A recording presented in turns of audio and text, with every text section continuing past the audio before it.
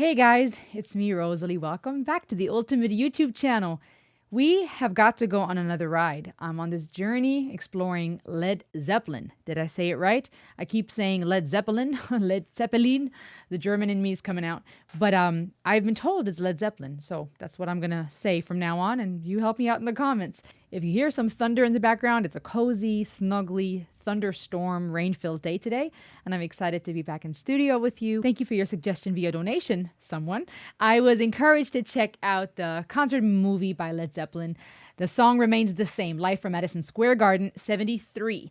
And I was told any of the tracks would basically be awesome. I definitely have my work cut out for me. So I decided to check out, or to start with, Since I've Been Loving You, live at Madison Square Garden, 1973. Now, let me just set the stage before I dive into this with you. As much as possible, I don't want to pause during, we'll see, thoughts that come to my mind. But I want to experience this with you, and I would like to encourage you to go on a ride with me to try to get into that mindset, what it was like when you listened to this for the first time. Were you there at Madison Square Garden in 73? My mom was born in 60.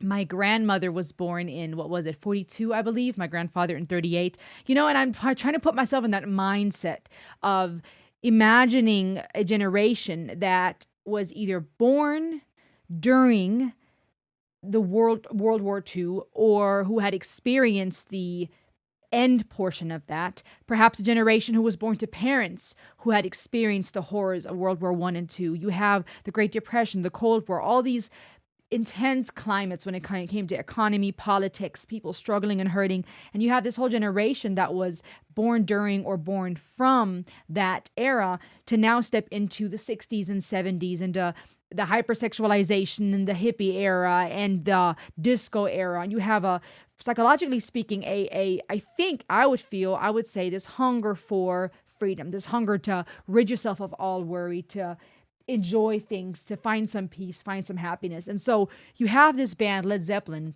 amazing vocals, amazing musicians, right? Coming in with this fresh vibe that is pulling people in. Okay, so let's put ourselves in that mindset. Let's pretend to be here at live at the Madison Square Garden in 73. That mindset of having gone out with your friends or someone you care about and love, or maybe all by yourself, and you are wanting to check out this band for the first time because you've heard they're in town, or maybe you're huge fans and you are excited because you bought tickets and now you're here. And now they're playing a song called Since I've Been Loving You. Is this going to be super sexual again? Is this more romantic? What type of love are we talking about here? We'll find out. Are you ready?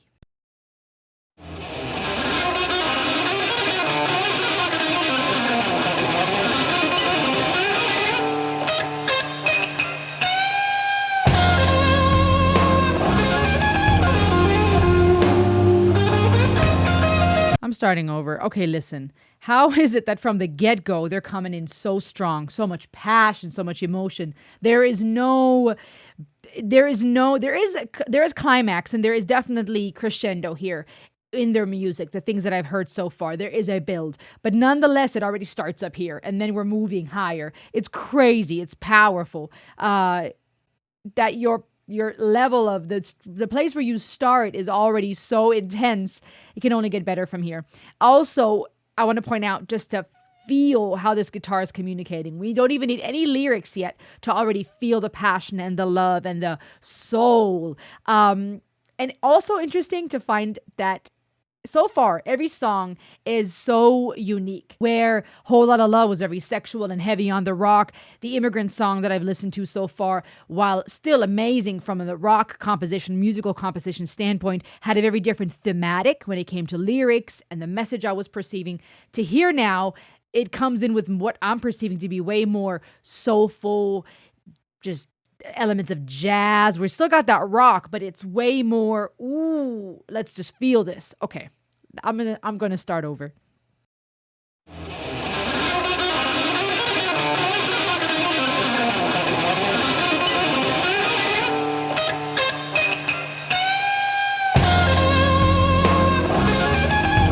Blues, a little bit of that blues feeling.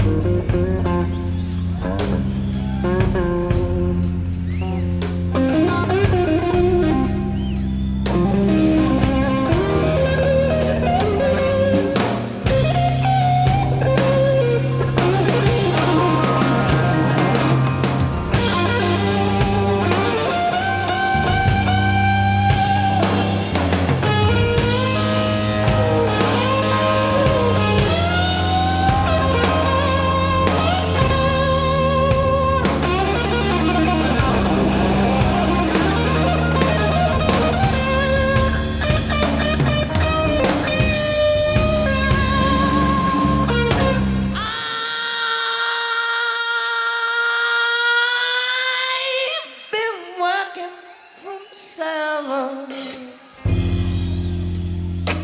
to 11 every night. Oh yeah, really makes a lot of drag. And I know that ain't right. I've really been the best of food.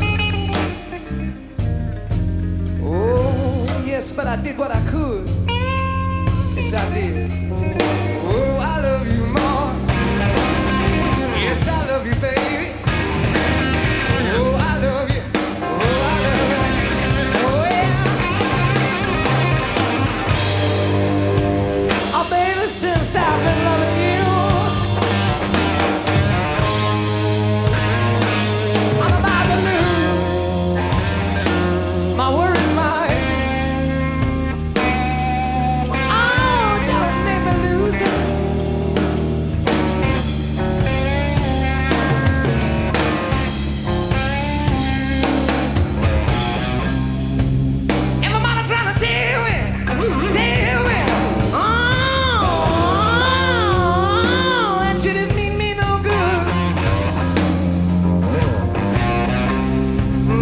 I tried. Oh, I really tried to do the best I could. I've been working so. Oh, baby, loving every night. Yes, to the drag, over the drag. My mama, I don't think that's right. Oh, baby, since I've been loving you, I'm about to lose my worried mind. Oh, don't make me lose it.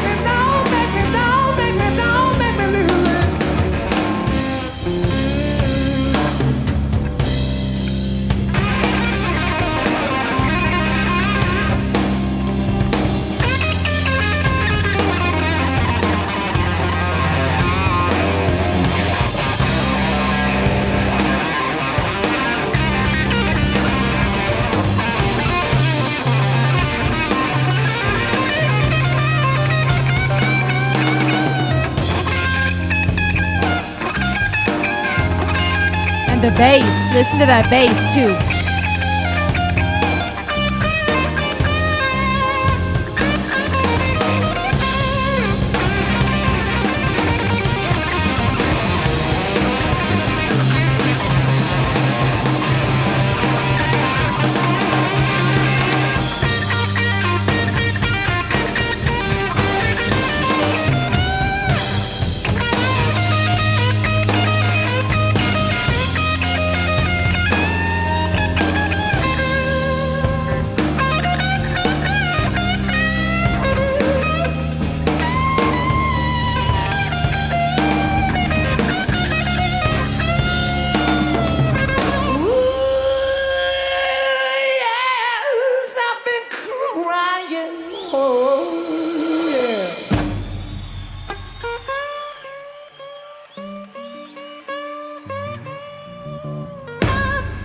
Oh, my tears, they fell like rain. Don't you see them falling?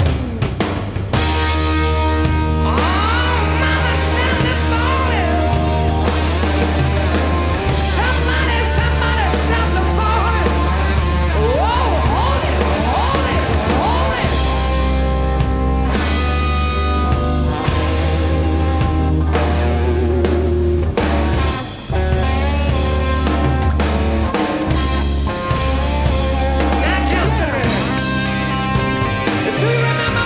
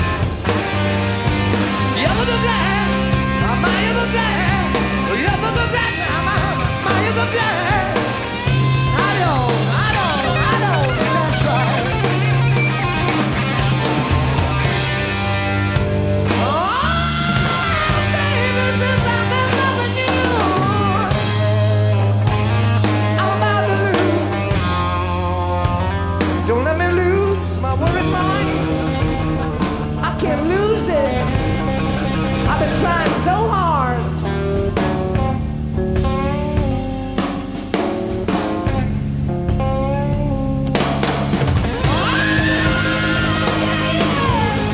I've been trying.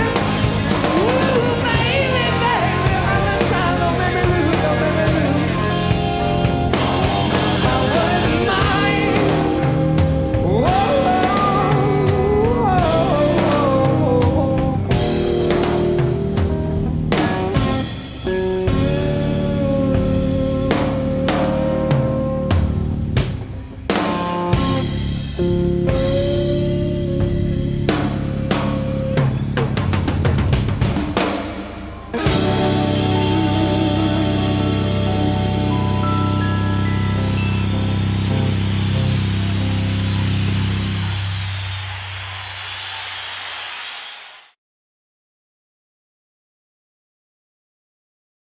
Wow.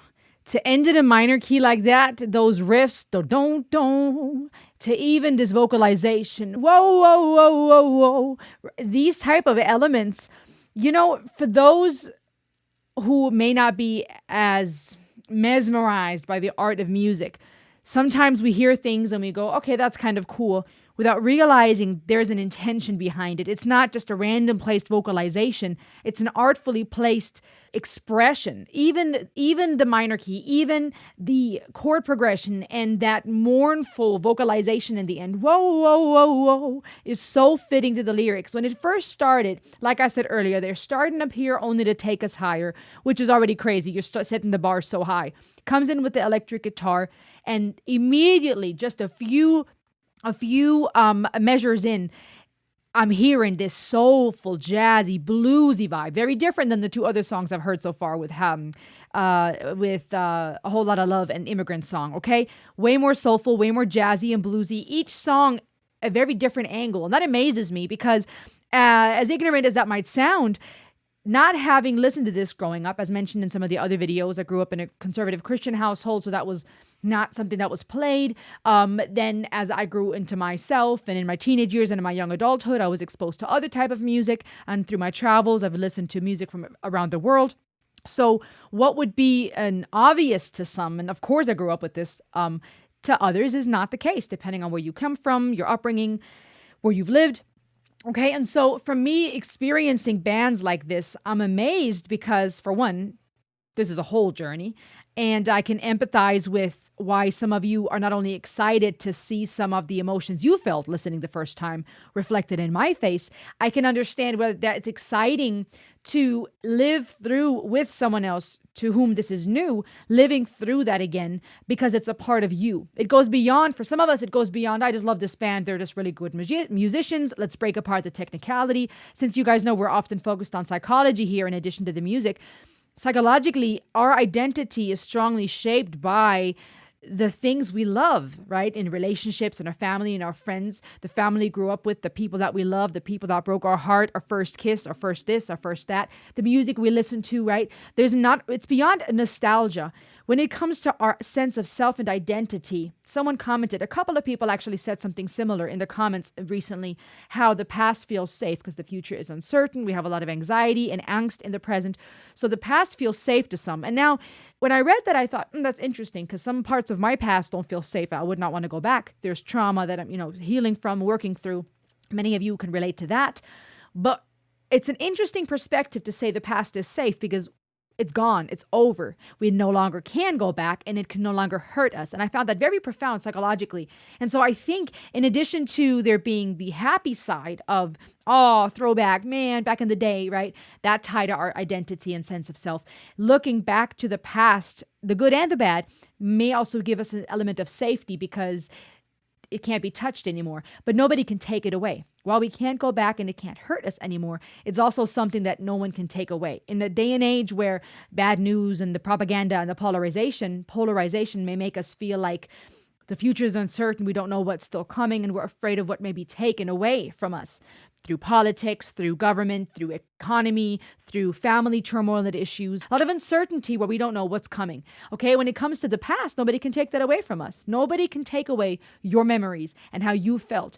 And I think that's one of the therapeutic things in life when it comes to our existential fears and death anxieties, is that too is something that's uncertain. When will we die? When is my life going to be taken away from me? But I have these memories I can feed off of. I have these memories I can cherish. The food that I tasted, the fresh air that I breathed, the love that I felt, the joy, the sorrow, that band I listened to. I could see this going for many going way beyond, oh, I just love this band, whatever. It's great. They're good. This is personal. This is some people's identity. That being said, thank you for sharing this with me, educating me in the comments, and allowing me to explore your favorite band with you. Since I've been loving you, when I listened to this, when I heard the title, I thought, this could be another sexual song, right? Because I'm in that mindset now after a whole lot of love. Or it could be a love song this time, right? This could be more about the romantic side of love. So as we're going through the lyrics, the message changes. And some of you said, when I listened to Whole Lotta Love and it was talking about the backdoor man, and I thought it was talking about something, way not PG, way rated R, you guys informed me that the backdoor man is an expression for someone, when you have a lover, right? Your husband comes or your spouse comes through the front door, your backdoor lover is someone that is, you're seeing on the side, a fling, an affair. And now, here in the lyrics, I'm reading that it speaks of, I open my front door, I hear my back door slam. I must have one of them newfangled back doors, man. Fangled being an expression for something foolish and silly. So maybe the next guy's been fooled. The next backdoor man has been fooled and been reeled in by this woman who is leaving out the back door as he comes through the front door. And so this song, as the lyrics progress, as the guitar sings, as he's scatting, which was awesome, by the way. I'm not sure if it was called scatting back in this era, but nowadays when someone vocalizes and doesn't sing lyrics, but just makes instrument-like sounding notes and rhythmic notes and progressions with their voice, often along with the instrument, that's referred to as scatting. So the way he was scatting with the electric guitar was amazing. The rasp in his voice, the way that he slid in from the get-go, very powerful, very impressive vocals. The electric guitar, I don't even know if we need to talk about that. That in itself is like a phenomenon. I mean, just the way that they are playing these instruments. But it was important to me to not only pay attention to the obvious, the lead vocalist. It's the whole band that makes this what it is, right? So I don't want to take away from all the components of Robert Plant, the vocalist, or Jimmy Page, the guitarist. Let's talk a little bit about some of the other elements. The way that the bass carried this. Bassist, keyboardist John Paul Jones, or the drummer John Bonham. He, I believe, was the one who passed away. May he rest in peace. But we forget sometimes that there's so many components that make this band what it is, that make this experience what it is. An example being John, the drums, the way they carry that, the crescendo that comes in, the bass and the way that he carried that, and the chords that the bassist was playing. As I was trying to hone in on that, they really gave a warmth to this song. And they brought in, I feel like, those heavier emotions. Naturally, because the bass often being those low notes and the boom in the background, I feel that psychologically may add to that, but it also creates more color to the whole picture. And it goes beyond the crying of the electric guitar and those high notes and the screaming that's being done through the vocalist and the guitar. The bass was bringing in this extra color, this extra element of the painting that brought in the parts of grief that are part of this song, the parts of the heartache, carrying it through, bringing in that romantic love pain. The lyrics say, working from 7 to 11 every night, it really makes life a drag. I don't think that's right. I've really been the best of fools. I did what I could because I love you, baby. How I love you, darling. I'm in love with you, little girl. And that part's a little weird, but I guess maybe that was just an expression for, young love, young girl. Baby, since I've been loving you, I'm about to lose my worried mind. Okay, so this is a man who is saying, I've been working my behind off. It's a drag. I'm going through the motion. And 7 to 11 is that a reference to the store? When did 7-Eleven? 1927, Dallas, Texas, the first 7-Eleven. Crazy. Okay, so is this a reference to the time frame he's working from 7 to 11 at night? Is he talking about the 7-Eleven store? But we got a young man here who is going to work every night, which I guess would also be the perfect opportunity for another backdoor man to sneak in, right? He's not at home in the evening.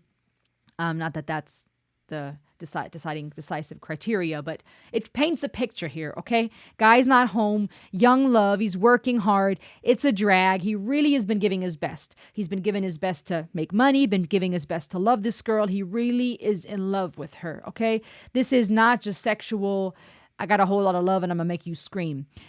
I'm about to lose my worried mind, okay? A man who is saying, I'm going to lose my mind. I'm going through the motions. Since I've been loving you, I've been worried. And that already implies something's not right? When you love someone, you should be able to trust. You should be able to be at peace. Everybody trying to tell me you didn't mean no good, okay? So basically, to me, this says, my friends have been warning me something's not right. When your friends tell you this chick ain't good for you, this guy is danger, and you have a healthy circle of friends and people who know and love you, it might, be important to pay attention, or at least note any potential red flags. And so here, repeating some of these words, drag, drag, drag, no, no, no, to me, obviously it makes for a fun listening experience, but it really emphasizes the drag. When something is dragging along, it's beyond a one-time thing. It continues and continues. So even singing that, bringing that in through repetition, lyrical repetition, musical repetition, it adds to this emotion of, and we can relate to that. We know what that feels like, this feeling of, I'm going through the motion. I can't do this anymore. I'm suffering, right? I've been crying. My tears, they feel like rain. They felt like rain. Don't you hear them? Don't you hear them falling? Okay. He's hurting. The rain's falling, everything's depressing. Do you remember, Mama, when I knocked upon your door, I said you had the nerve to tell me you didn't want me no more? It's amazing when you have some of these love songs, because not only is this obviously an amazing musical experience from a composition standpoint and from a throwback standpoint, but since we're speaking about the psychology, let's talk about the relatability here. We all, or most of us, have had our heart broken. We all know that feeling of loving someone and either the relationship ending because it wasn't meant to be, or it being unrequited love, or being fooled or fooling ourselves. And so I think a lot of us can look back on those times, or maybe even still living it, or remembering that era, going to that concert, listening to this band and going, oh my gosh, yes, this is me. I feel this. And even if you don't feel it for yourself, you can feel it in his voice, that pain, that torment. Do you remember when I was knocking on your door? Now, speaking of coming through the front door, the back door slams. So a complete shift here. And again, impressive how they're bringing in not only different topics in their lyrics, but a completely different feel and genre. Where I would have thought, okay, I'm sure Led Zeppelin is this rock band from the 60s and 70s. Cool. I had no idea. So much soul. And I think in blues and in soul, when you find these repetitions and you find that type of vocalization, it's beyond just saying something through lyrics. It's conveying the emotion of the mundane and the heartache and the repetition and the grief. This is a song of heartache. Sometimes I think it does us good to really feel it. Not just to go, cool song, nice, kumbaya, subscribe, I'm out. But to go, ooh, I know what this is like. This is what makes life life.